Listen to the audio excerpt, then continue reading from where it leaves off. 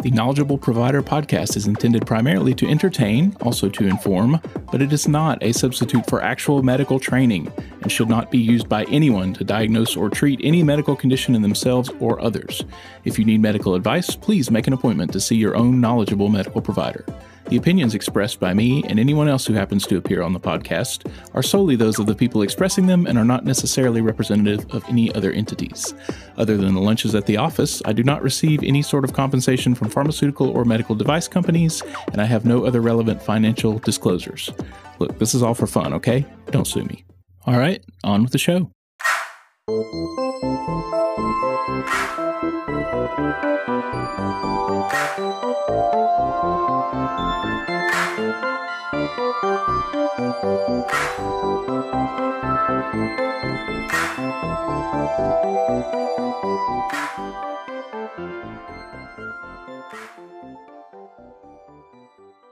All right, welcome back to Knowledgeable Provider. I'm your host, Jody Marks.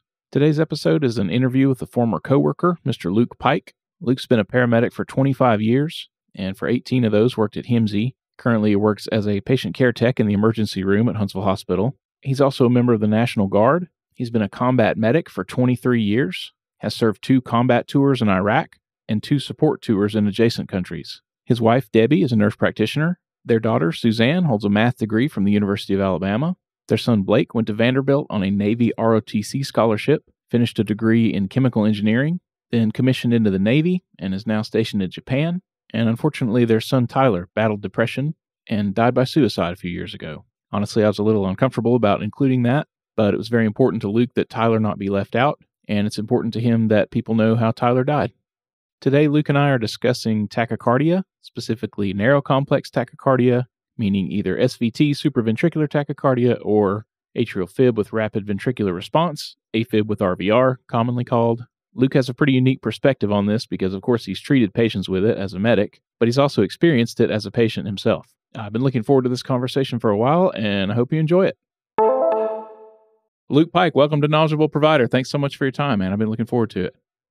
Thanks for having me, Jody. I've really missed working with you. I know, I miss you too, man. I've really been looking forward to just talking to you. First off, thank you for all of your service. I mean, military, civilian, gosh, you've done more for more people for longer than any group of, 10 people would be expected to do. So in all seriousness, thank you. Well, thank you. Incredible. Thank you for your support. Oh, yeah. That we throw that term around, thank you for your service. But in all seriousness, my hat's off to you. So we're here to talk about tachycardia. And you have a pretty interesting perspective on that, being on both sides of the electric fence on that situation. Yes, I do. You want to talk about it? You want to just give kind of an overview of where we start with narrow complex tachycardia? Narrow complex tachycardia, is just generally anything that is referred to as something where the complex is like really close together in that QRS. You're, within the, like 0.08. And it is so fast that generally, if you're looking at it, you have no ability to tell if it is going to be like AFib with RVR or SVT. I do have one exception to that.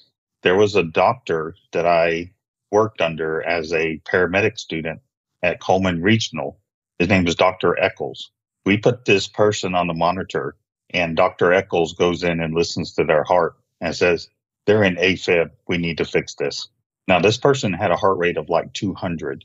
Wow. What just astounded me was once we got the 12 lead, Dr. Eccles was right. The patient was in AFib with RVR. So that 12 lead is going to determine because, it can measure that electrical activity way better than the human eye can see it. It's very challenging to tell when it's that fast, whether it's AFib or SVT. And I don't know how you would do that with a stethoscope, really. I mean, he did have a 50-50 shot. He was a very old school doctor, and he was very knowledgeable. I learned a lot from him, especially cardiac, because he knew his stuff. He knew what was going on, and he, knew how to handle it when it happened. It was quite weird, because, when we go through paramedic training, it's like, well, you're not really going to know if it's AFib or, SVT, unless you do the 12 lead. And Dr. Eccles walked right in there and put his stethoscope on, listened for like 30 seconds and says, AFib. That's very cool. I hope everybody still gets the chance to learn from the old school folks who have been around for forever, because you can pick up a lot from people like that. Oh, that you can. The wealth of knowledge is out there. You just got to be able to open your ears, listen, and actually want to learn. Because if you don't, then, I mean, you're really letting yourself down and you're letting your patients down as far as, treatment and care. Yeah, absolutely. That's a great point. But yeah, when it's super fast, it is so hard to tell. And sometimes it's even hard to tell if it's narrow or wide. I mean, sometimes VTAC and SVT really look the same when it's fast enough, I mean, you get that VTAC. I mean, it's going to have to be extremely fast to narrow that complex. I haven't seen VTAC per se. I had one patient who one time had torsades, kind of looked like VTAC. He went unresponsive, and I'm like, this could be VFib, but just because it started so quickly that the complexes are so wide at the moment, so he got a shock and converted. Awesome. It was a defib shock. It wasn't a synchronized cardioversion. I charged 200 and gave it to him, and then he was, right back with us. You want to talk about some of your other experiences treating patients just as a paramedic, as a provider? I've only had one that I had to cardiovert, and I only did that on a doctor's orders. I was working with Britt Birdwell. He was the Bravo 300 for HIMSI. We got dispatched over to the little old folks high rise behind the Costco there off the Parkway. Is that Presbyterian Towers? That's probably it. I do believe that is. And so lady goes unresponsive. She has a heart rate, but no respirations. Fire gets on scene. They're bagging her. We get her down to their truck. We get her intubated, and we're en route to the hospital, and her heart rate's like 140. Everything else is good, because we've controlled her airway. So I call report to the hospital at Huntsville, and Dr. Murphy is the doctor at the time.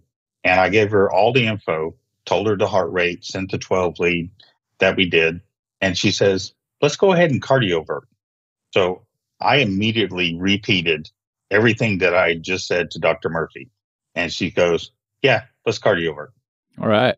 I'm like, okay, doctor's orders. So we cardioverted the patient. She immediately became awake and started, responding. Heart rate didn't drop, all that much. I mean, probably went down to like 120. And when I got there, my first question was, I gave you all the information. Vitals were stable. Heart rate was this. Patient unresponsive. Patient intubated. What was your reasoning behind having me cardiovert this patient? And she's like, well, we're starting to see SVT at lower heart rates, and I just wanted to see what happens. Okay. And I was like, well, what happened was she woke up. Heart rate didn't change a lot, but, she was currently awake after that and could follow commands and all that. So it was an interesting experience. I didn't let that go by without repeating and double checking, exactly what she wanted. Yeah, that's a big deal when you're actually going to push that button to shock somebody who has a pulse. Yes. Any other things that you can remember as far as your experience as a medic doing that? Not really had a lot of interaction with SVT. I mean, it's kind of like quicksand. When you're a kid, they always taught you quicksand was just going to be this horrible thing that was going to consume your life. Right. Well, just like as a medic, SVT may or may not come along very much in your career. I've only had one other experience. Picked up a patient from Redstone Arsenal at Fox Army. They were having kind of like some SVT, and I called and I asked, it's like, hey, can I cardiovert? Sent the 12 lead. The doctor looked at it, and when I called in my report, they're like, well, we don't really know. And so we're not going to let you cardiovert. And I can't remember who the doctor was, because this was literally like when the trauma bays were directly inside the ER doors. Right. It's been a minute since this happened. My only thing that just really saved me on this was when we rolled the patient into the trauma room and we picked them up with the sheet and plopped them on the ER bed, they immediately converted to a sinus rhythm. Oh, perfect. Yeah. But the ER doc, she's like, I looked at it. I didn't really know if it was SVT. And I was like, well, I mean, kind of was. He was symptomatic. He was having, low blood pressures. He had the elevated heart rate. He was diaphoretic, kind of looking a little pale. And I described all that in the radio report and was still denied. Right, sure. When I plopped them over and they converted, that was the best thing ever for me. I bet.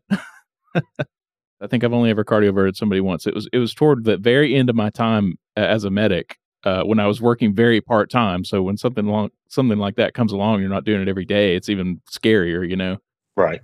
It was way out in Triana. The guy was clearly sick. Heart rate was super high, and I think he was septic. I don't think looking back, I don't think the heart rate was really the problem, but he was unstable. And so I called and I got orders for adenosine, and the doctor just happened to say, "Make sure you're ready to shock him." And so we get in the kit and there's no fucking adenosine, which is, I guess my own fault. Apparently I didn't check the truck off well enough, but somebody had used it out of the kit and it wasn't replaced. And so now here I am going, well, he kind of said I could cardiovert him. So I gave him some, I guess, did we have Versed? I don't remember. No, probably at that point in time, the only thing we would have had would have been Valium. We wouldn't have had the Versed at Hemsey if that's where you were working at. Yes. Okay. I gave him something and shocked him, and he didn't actually react to it that much. Maybe the pre-medication helped. But yeah, that was my only experience ever doing it, really. Can you talk about adenosine? Can you talk about what it's like giving adenosine and how that process goes? I can't really say that I've ever given adenosine on the ambulance. I have watched another medic give it.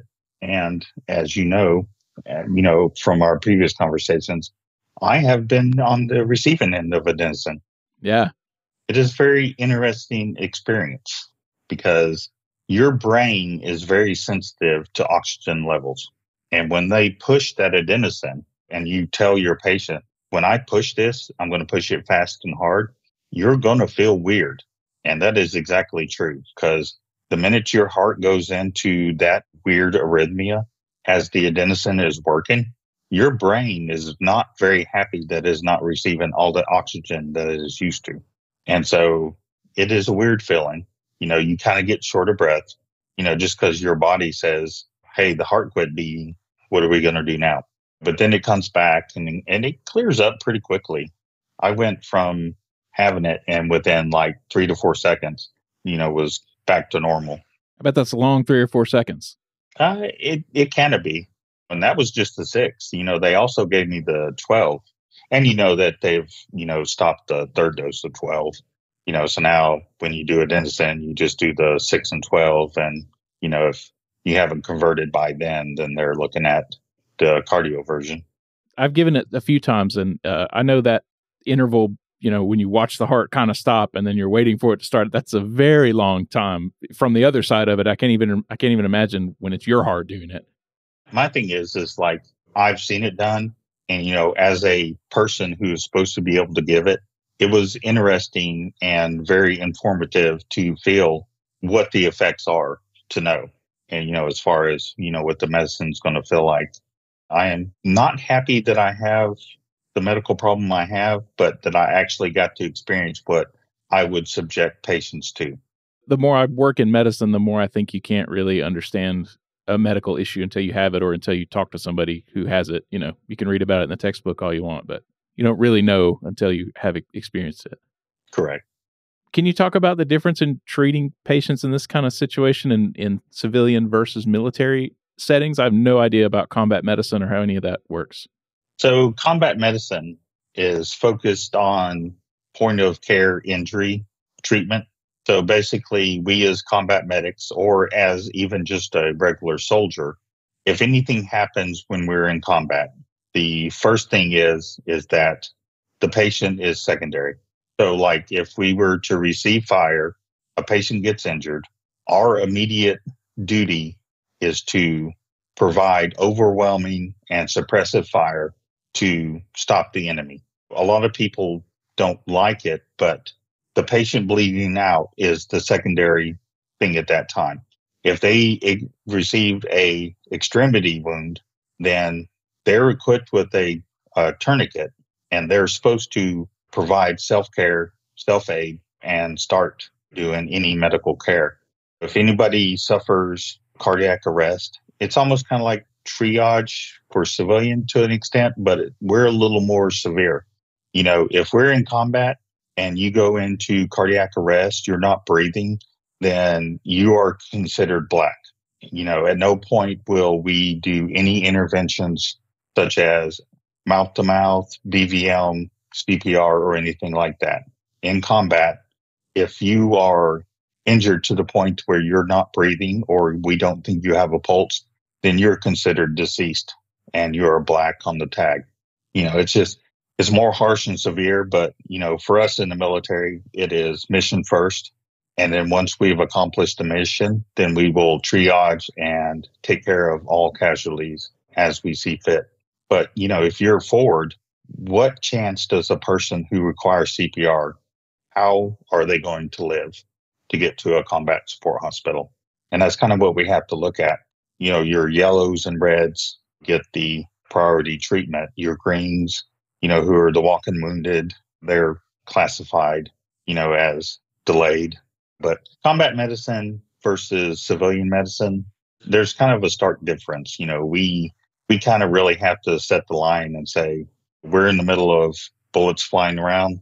We really can't be doing this. We have something else that we're concerned with so that other people don't die. And in civilian, you don't have that. Your total point is that, this person called, I arrived at their scene. They have my complete attention.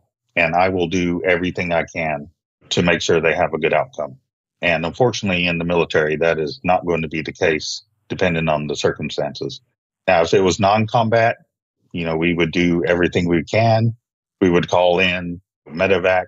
We would airlift the soldier and all that. But for us, we have the combat aspect, whereas civilian, generally you don't. That's kind of where you walk that line of that. Yeah, that makes sense. That makes a lot of sense. There's a news story just this morning that a HMZ ambulance got shot at over on Beard Street. Oh, I did not see that. I just read that this morning. Somebody shot right through the radiator. Yeah, well, Beard Street, I can see that, unfortunately.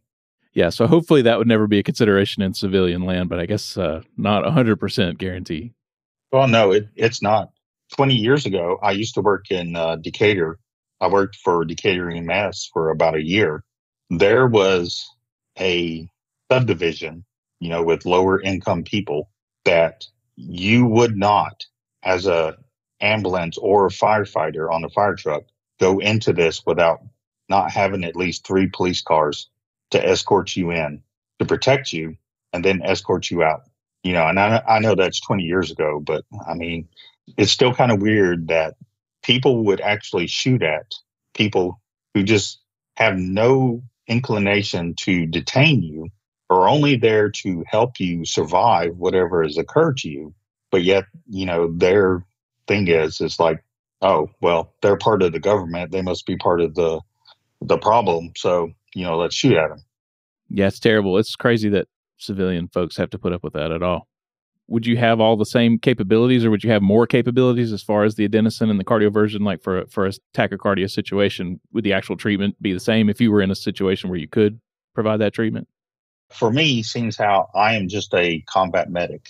The military does not recognize like my paramedic skills per se.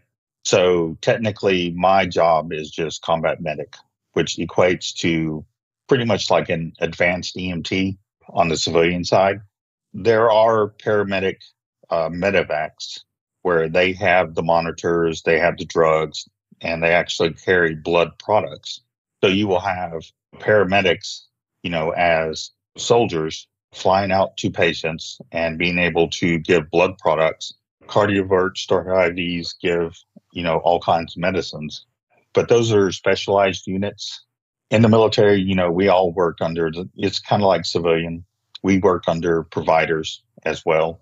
So at some point, somewhere in our chain of command is a doctor who says that we can do this and, that's it.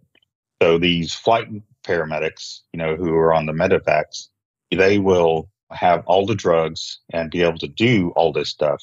But the military is kind of now shifting because when we were in Iraq and Afghanistan, we had air superiority. We controlled the air. Our helicopters and airplanes could fly anywhere and land to evacuate medical patients. Our focus now is because that we're going into what we call a near peer situation, which would be like Russia and China. Those assets, they have anti-aircraft capabilities where they can shoot down aircrafts. So now the Army is transitioning from this rapid response of evacuating a soldier to now they're starting to train combat medics to hold patients at almost an ICU level at times. That is, kind of the training they're pushing, because you may be starting an IV, you may have to intubate the patient, you may have to place a Foley catheter. This is stuff that they're starting to push out to these medics, that you may not be able to get this patient, off your site within an hour. You may have to hold them for a day or two. We may have to send a ground transport to pick this patient up because we're unable to fly. So the military is kind of transitioning to this because we expect our next conflict to be within China or Russia, somebody who has capabilities almost identical to ours. So our medical focus is going to change, and they're starting to push this out through AMED, which is the medical source out of San Antonio for all of medical within the Army military. Man, that's really interesting. A lot of medics are going to have to really, step up their game and learn to monitor and continually assess their patients for probably hours on end. They're also pushing out where they can have doctors who are on call, like these medics can call in, and the doctor can advise them what needs to occur for a patient, because the medic will give the vitals, the symptoms, injuries, and then a doctor will say, hey, well, it sounds like this is going on. This is what you need to do. They're not completely isolated, but they're not going to have a nurse or a doctor there with them. It's going to be an advanced EMT doing all of this stuff for a patient till they can be evac'd out. Let's go on to your experience as a patient, talking about the whole tachycardia situation. How did that come about? When's the first time that you experienced something like that? Probably started about 2 years ago. I started having elevated heart rates. I have a little Apple Watch, and I wasn't really having symptoms other than, like, if I was sitting there, I would not even know I was in any type of arrhythmia. But like if I got up and walked, and it's like, man, this walking kind of made me a little tired. But there was no paleness. I never got diaphoretic. Never really got short of breath. It's just like if I was walking, it was almost like I was walking uphill, and it's like, what's going on? My first episode that I had it, I was out mowing my lawn, and I was just like, man, this lawnmower is really getting hard to push. So I go in and I sit down for a minute, and I'm like trying to feel for my pulse, and I can't feel my pulse. And at that time, my wife, she's the one that had the little Apple Watch that had the little ECG feature in it. I put her watch on and I do it, and it's like, oh, my heart rate's 190. Wow. So I start doing all the typical vagal maneuvers, trying to get it down. And look, I said, you're going to have to take me to Huntsville to get treatment for this, because I'm not symptomatic now, but I think if my heart rate stays at 190, we're going to have some issues in a couple hours. You would think, yeah. So he takes me to the hospital and drops me off, and I walk in, I get checked in, and they put me on the pulse ox immediately, take me back to a room in APOD, hook me up to the monitor, and one of the nurses goes like, well, I'm going to go grab the adenosine. And as soon as she walked back in to the room with the adenosine, converted. Great timing. Went down to 120, hung out, for 120 for an hour, and then kind of dropped down and all that. And went last year to Norfolk to see my son, because he was finishing up classes, because he's in the Navy and he was deploying to Japan for his 2-year deployment. Had an episode there, kind of same thing. It's like, no diaphoresis, no shortness of breath, just kind of felt tired. So I got up took him to his base to drop him off, come back, put my watch on. It's like, oh, well, I'm 180. Go to the ER there in Norfolk, Virginia. And it took them so long to check me in that by the time they put me on the bed, I'd already converted out of it. They caught like the tail end when they put me on the monitor. Like I was coming down from like 170. And when they put me on the monitor, it was like, 140 and then just kept on dropping. Sat there for a couple hours and the doctor comes in and says like, look, I have this problem. I have a cardiologist in Huntsville. We're working on resolving this issue. I'm back to normal. Let's just go home. He's like, all right, that's fine. So I get discharged. And then earlier this year, I go into, well, no, it was last year. I was in September because it was September 1st of 2023. So I had an appointment with mental health at the VA. And so I've been like driving my wife back and forth because I don't work full time. So I'll take her to work, pick her up. So I woke up and I was like, this don't feel good. So I go pick her up, bring her home, and I have an appointment at like 8:00 with the VA. So I drive to the VA. I'm sitting there with my little watch and I'm looking, it's like 180. And I'm like, do I want to go in and speak with this psychiatrist for an hour or should I go to the hospital? So I ended up going to the hospital, called the VA, said, hey, I can't make my appointment. Went to Huntsville, checked in, and of course, my heart rate's 180. I immediately get a bed. So I get put in D-pod, and that's when I got the adenosine because they were just looking at it. It was like narrow. They did the 12 lead. It said AFib, but they went ahead and tried the adenosine anyways. So 612, nothing changed. And they said, well, we're calling Dr. Allison. He's a EP cardiologist, but he was putting in a pacemaker upstairs. So I had to wait 4 hours with like a heart rate of between 170 and 180. Man. For him to finish up his pacemaker placement on his patient and then come down and say, oh yeah, we need to cardiovert him. Why wouldn't the ER physicians do it? I don't know. And which was weird because Dr. Krim, because Debbie was working in CPOD because she was training for the ER, and Dr. Krim cardioverted a patient with her. Like Debbie actually got to push the button. Mm-hmm. I begged them to just go ahead and cardioverter me. I said, you drag that monitor over a little closer, I'll cardiovert myself because I know how to do it. And they're like, no, we got to wait for the cardiologist. I don't know why the ER doctor didn't want to do it. Yeah. How were you feeling after that long of being in it? Even at my age, I'm 51, but sitting there, I probably could not have run a marathon. But sitting there with a heart rate of 180, just laying on the bed, I mean, I couldn't even tell I was in that rhythm if I was being still. Now, if I got up, and walked a little bit, it's like, man, I feel tired, but never had what you would think would be the classic signs for somebody who was older. Right. Our youngest son, when he was like 5 or 6, he was having, rates up to almost 300. Really? Yeah. And he would never know it. Now, he's not my biological son. He's a stepson, but it wasn't until he got probably about 12 that he come to me one day and says, it's like, I just don't feel good. And then we found out he was having SVTs and he ended up with an ablation to fix that. That allowed him to join the military and be all he can be. Awesome. And all that. I wanted them to cardiovert me and I didn't want them to sedate me. And they're like, why would you not want to be sedated? And it's like, I have to do this to patients. And if I have to do it to a patient, why can I not experience what they experience? And they weren't buying it. So they gave me some Versed and something else. I can't remember what it was, but I was like I'm going out. A few minutes later, I woke up and they had cardioverted me and I was better. So no memory of what it actually felt like? No, unfortunately. That Versed, if you give it like really quick like that, it causes, like short-term amnesia. Right. You push it, do something, and when that patient wakes up, 9 times out of 10, they're probably not going to remember anything that occurred after you push that medicine that quick.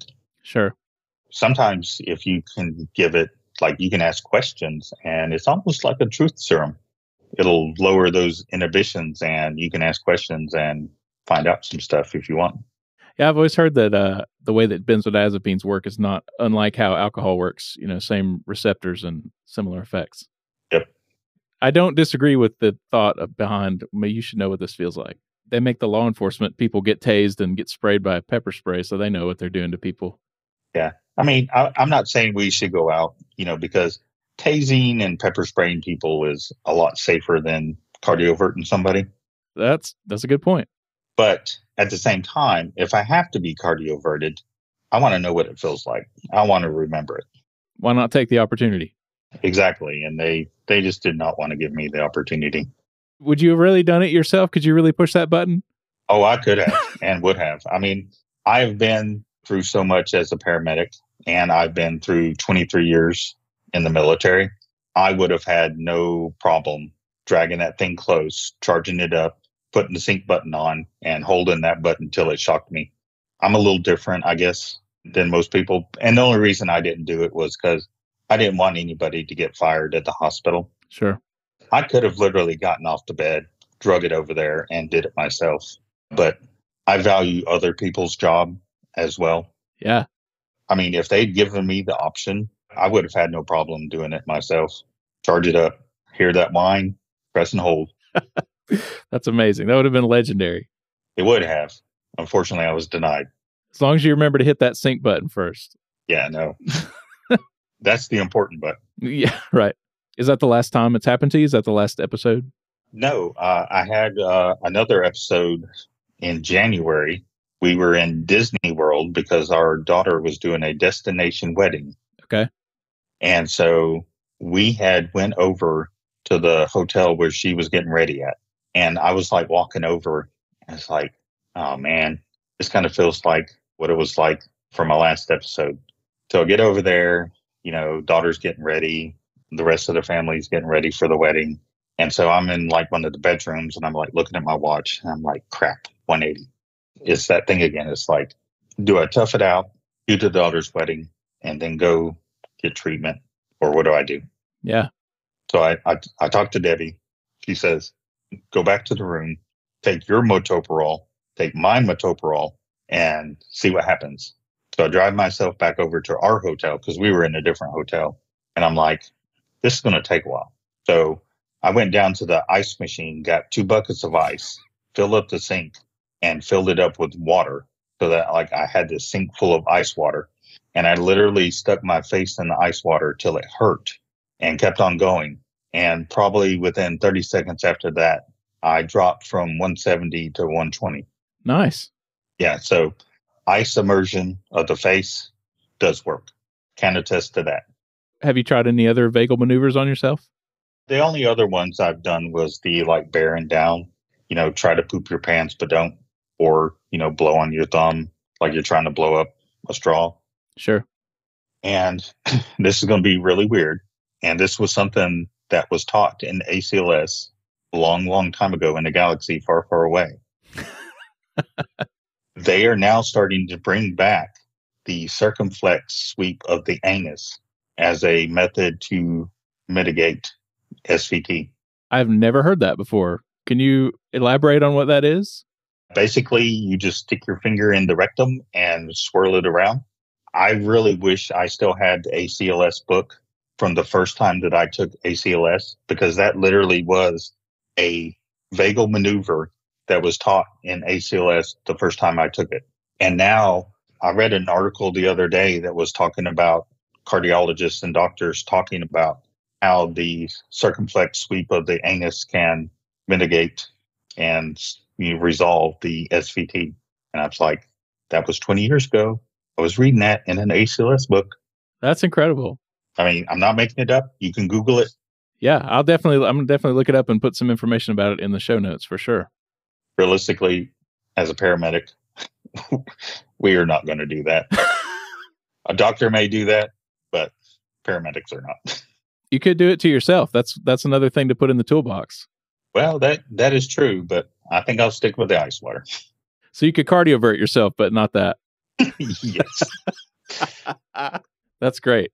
Thank you for telling me about that. I've never heard that before. Yeah, and a lot of people haven't. Been a paramedic got my license in 1998, so took like the ACLS, I think in 97, is how long ago that this ACLS book was written. That's good to know. I don't know who it's good to know for, but I used to work with an anesthesiologist. Sometimes in PACU, people would go into SVT after surgery, and he would come in there and push on their eyeballs to get it to stop. And it worked every time I saw him do it, every single time. He'd be like, "Yeah, this is going to hurt," which, they were still halfway anesthetized, thankfully. But he would dig his thumbs into their eyeballs, and they would convert. like right into the inside or directly. I saw him do it several times. I think just right on front and center. Ooh, wow. I mean, that would be a good, hey, are you responsive check? Yeah, definitely. One thing that I always like to do to check for responsiveness was the jaw thrust, because, hey, you want to make sure the patient's airway is open. And let me tell you, you grab that angle right there and you pull. If they're unresponsive, that airway is going to open, and you're good. If they're kind of pretending a little bit, you put some pressure on that angle of that jaw, they're not going to pretend for very long. Yeah, that's a win-win. It seems like your episodes have happened during times of higher stress or physical exertion. Do you feel like those are reliable triggers, or is there anything else you've identified that might be a trigger? Probably just the higher stress and maybe a little bit of dehydration. It was kind of the precursors for the wedding. That was very stressful. We're all running around. We're doing this. We're doing that. I haven't drunk enough water. We're trying to get everybody to where they need to be. So stress plays into it, but kind of also like hydration. I think sometimes, we're all kind of guilty of not drinking enough water. I'm not really big on the caffeine, because I found that like if I drink too much caffeine, that's kind of bad as well. So kind of cut back on caffeine, probably drink a cup of coffee maybe 2 or 3 times a month, if that. Don't drink caffeinated, soft drinks or anything. Any family history of heart stuff that would have led you to think you might be more prone to that? My mom has always had like some type of arrhythmia. She's always taken a Tylenol for her heart, and she has mitral valve prolapse. Okay. I've never been diagnosed with mitral valve prolapse, and like I said, I've had so much cardiac stuff that if I had it, the 4 cardiologists that I've seen so far would have known. I've had stress tests, I've had echocardiograms, I've had, the CTAs. I just got my appointment for my ablation in March, so March 14th. Okay. And I kind of found something interesting about what they do when they do the ablations that I didn't know. It's for AFib, it's kind of different than it is for like SVT. When you have SVT, there's generally a point in your heart that causes the episodes. And so they induce with medication for you to have the SVT, and then they go in and they just kind of zap that point of the heart. Well, I was talking with Dr. Tabarot, about this procedure and how it was going to occur. And basically what they do is they go in and they, like all of the major vessels that come into the atria for the heart, that's where they're going to do the ablation, because apparently that's where the AFib comes from. Not a single point in the heart. Like they're literally going to do it like an ablation around like all of the vessels of my heart. Okay. And that was something that was kind of new to me, because I thought AFib maybe started at one point of the heart, but apparently it's not actually the heart. It's the vessels coming into the heart that cause the issue. And that's what they're going to ablate when they go in and do the procedure. Are you an AFib at baseline, or do you go back into sinus rhythm?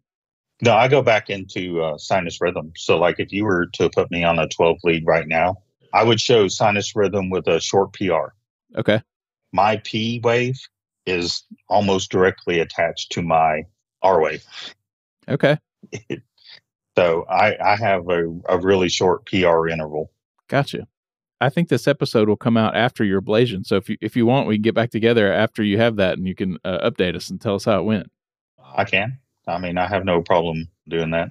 Or take a recorder in there and just record the whole thing. So yeah, I wish. This is not like general surgery. Like when they do this, it's almost like conscious sedation. You're mostly unresponsive, but not really. they give you the Versed and, a couple of other things. They don't knock you out and give you the paralytics like they do with, like, if they're doing like actual surgery. Yeah, like the same as you get for like an EGD or colonoscopy, that kind of thing. Yeah, I don't know if I'd want to be recording what I'd be saying then. Oh, that truth serum, right? Exactly. Hear all kinds of things I don't want heard. Does having this affect your military service at all? Not really at this point. I have, other issues that are kind of affecting my military service. A little bit of mental health, a little bit of weight. Okay. But as far as like this atrial problem, not so much right now.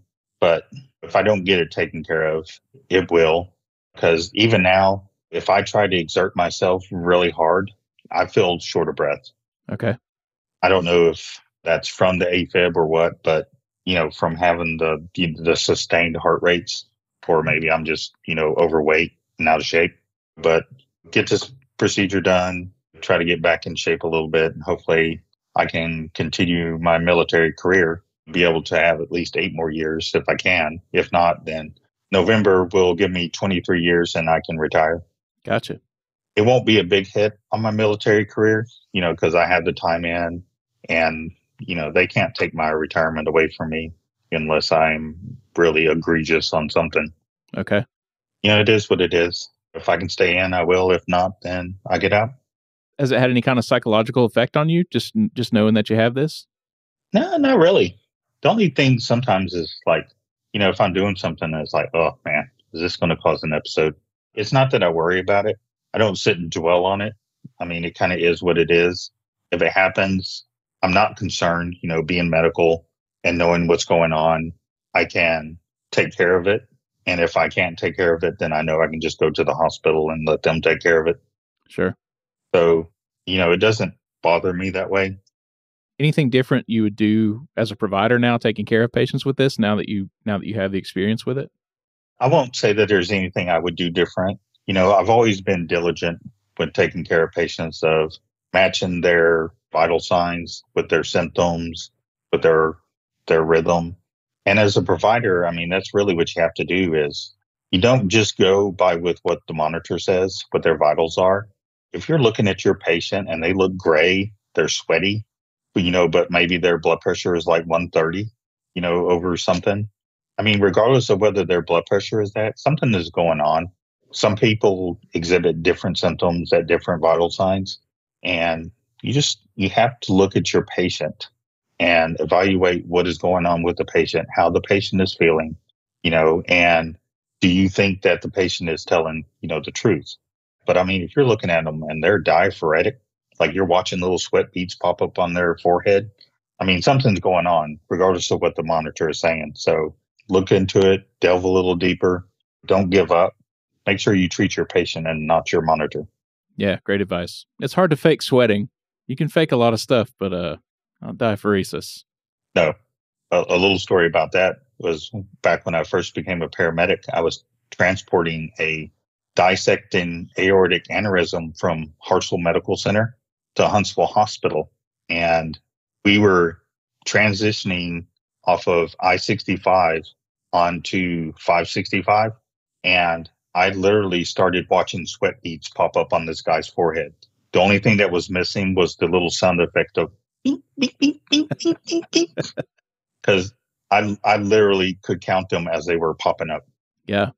And I told the driver, I said, I don't care if you have to stick your foot in the engine compartment and manipulate the carburetor with your toes. You need to drive faster. How did that turn out? He lived till he got to the hospital. I don't know if he lived after that, because I think he went into cardiac arrest after we got him there. Yikes. Yeah. So I did what I could do, and that was diesel and O2. Sounds like you got him there just in time. There was nothing else I could do for him. Yeah, sure. Especially watching those little sweat beads pop up. But yeah, you're right. You can't fake sweating. Yeah. I have a patient that he had an aortic dissection, and because of the way it affected the, where the carotids and the subclavian and all that come off the aorta, the way it affected him is it presented like a stroke. He ended up having, one-sided weakness. Right. And so they gave him TPA, not realizing what was going on. once that happened, Huntsville wouldn't even, somehow they did figure it out. And Huntsville was like, nope, not touching it, so he had to go to Birmingham and he found somebody that was willing to fix him, and they did. But I always remember that as a bad potential presentation of aortic dissection that might fool you. I mean, there's a lot of atypical things that happen, with like the aorta and stuff like that. And I know we're a little off topic on this, but I worked with a paramedic one time, and I was intermediate at the time, and I was working with the paramedic. We went to a head-on collision, and the guy says like, "Oh, my chest just feels like it's like this real bad tearing sensation going on in here." And so my medic, he's like, "Okay." He says, "We're not C-spining this guy. We'll put a collar on him, but we're going to sit him up." And this was back in like 98, 97. So this was way before, they ever said, "Hey, we're not doing the boards anymore." Yeah. And so we drive him to Decatur, and Decatur's all pissed off because we don't have him in full C-spine precautions, and the medic tried to tell him it's like what was going on. And they're like, we know what we're doing. They laid the guy flat, and as soon as they did, he coded. Oh man. There was something about like with him sitting up kept a certain amount of pressure someplace. Yeah. And it may not have been that he would have survived at all, regardless. But as soon as they laid him down and took that pressure off of, his abdomen, he went unresponsive and coded pretty much almost immediately. Wow. He was up, he was talking A&O times 3 all the way to the hospital from the scene of the accident till they laid him down. Wow. And then he did not survive that incident. Gosh. I hope your partner got to say a big ol' "I told you so."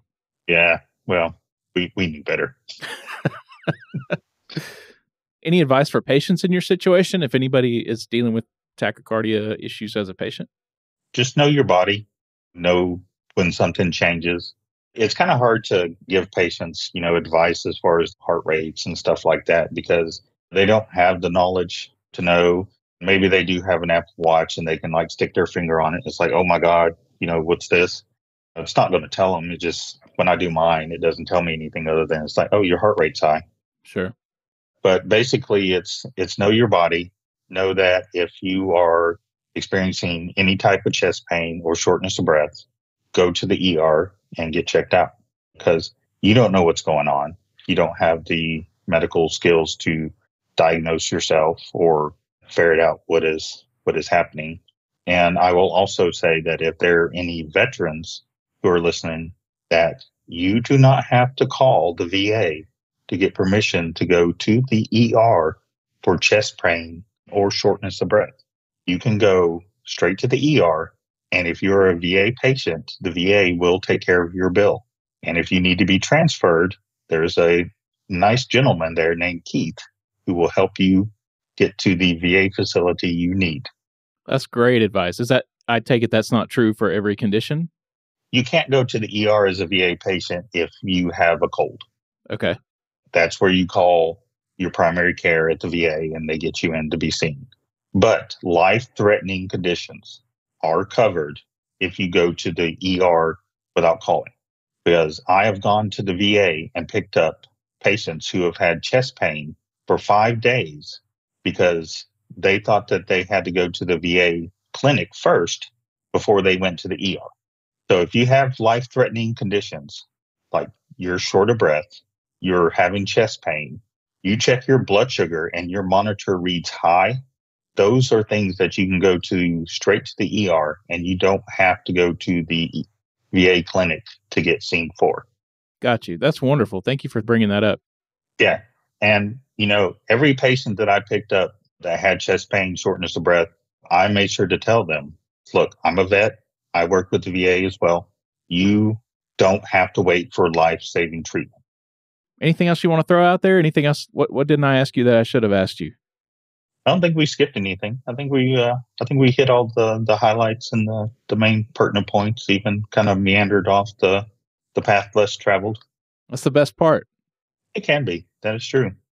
All right. Well, Luke Pike, thank you so much, man. I really appreciate your time. And I would love an update after your ablation happens. Oh, it's not a problem, Jody. I will be more than happy to send you an email and kind of let you know how the procedure went, and then maybe we can catch up in a month or two and see if I've had any more episodes or anything. Yeah, that sounds great. I would love that. All right. Well, I do appreciate you having me on. Hope everybody who is listening has a good day from here on out. Yes, sir. Thank you very much. I hope you do too. All right. Bye.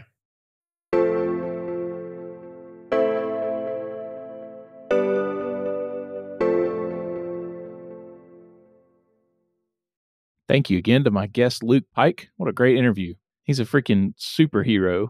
I feel like there's hundreds of hours of podcast material in there somewhere. Maybe I can get some more of it out of him in the future. We'll touch base with Luke again after he has his ablation, and he can tell us what that was like and hopefully tell us about how it completely worked and he has not had any more episodes. But I wish him well with that. Hope everything goes well. And I hope you enjoyed our conversation. Thanks for listening to Knowledgeable Provider.